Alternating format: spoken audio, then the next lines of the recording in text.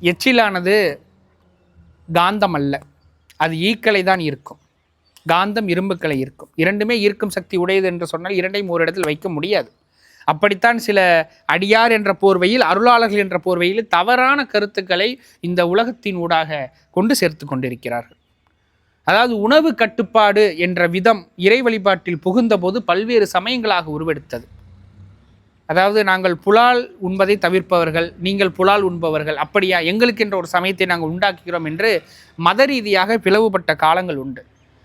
நீங்கள் புலாலை உண்பதில்லை, ஆனால் நாங்கள் அடியோடு பிடுங்கக்கூடிய எந்த ஒரு தாவரத்தையும் உண்பதில்லை, அதன் கிளைகளை மட்டுமே உண்கிறோம் என்று ஒரு சமயம் உண்டாகிறது.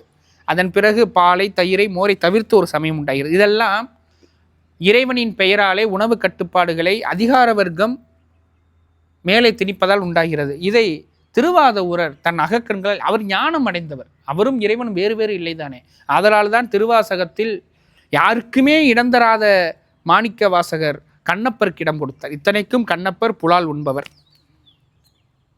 புலால் உண்பவர் இல்லையா?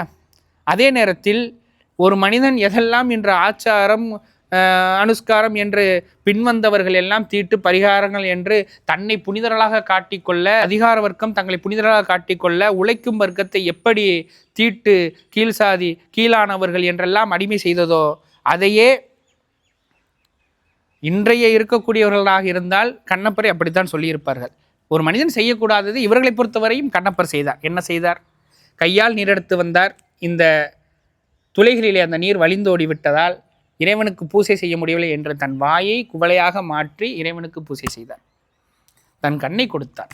அதனால்தான் ஆதியும் அந்தம் இல்லாத இறைவன். நீங்கள் நன்றாக யோசித்து பாருங்கள். சிவபெருமான் யாருடைய கற்பப்பையிலும் உதிக்காத இறைவன். அவர் அவதாரங்களின் போது கூட யாருடைய கற்பப்பையிலும் உதித்து வந்ததில்லை. அதனால்தான் அவரை ஆதியும் அந்தமும் இல்லாத கடவுள் என்று சொல்வோம். அவரே தனக்கு கண்ணை கொடுத்த அவரை கண்ணப்பர் என்று கூறுகிறார். அதனால்தான் மாணிக்க வாசகர் திருவாசகத்தில் அவரை குறிப்பிடுகிற பொழுது அவருடைய அன்பை குறிப்பிட்டாரே ஒழிய, ஒருவேளை மாணிக்க வாசகரும் இறைவனை வழிபடுவதற்கு உணவு கட்டுப்பாடு மற்ற கட்டுப்பாடுகள் இருப்பது என்றால் கண்ணப்பர் என்று சொல்லி, ஏன்னா எத்தனையோ பேர் சைவத்தை உண்பவர்கள் இருக்கிறார்கள், அவர்கள் சொல்லி இருக்கலாமே. ஆனால் மாணிக்க வாசகர் கண்ணப்பரை குறிப்பிட்டார். அவருடைய ஒப்புமில்லாத அன்பை கண்டு நீ ஆட்கொண்டாய், ஆனால் அவருக்கு நிகரான அன்பை நான் செலுத்தவில்லை, ஆனால் என்னையும் ஆட்கொண்டு விட்டாயே என்று சிவபெருமானை வருந்தி பாடுகிறார், மூணுருகி பாடுகிறார். கண்ணப்பர் ஒப்பதோர் அன்பு இன்மை கண்ட பின் முருக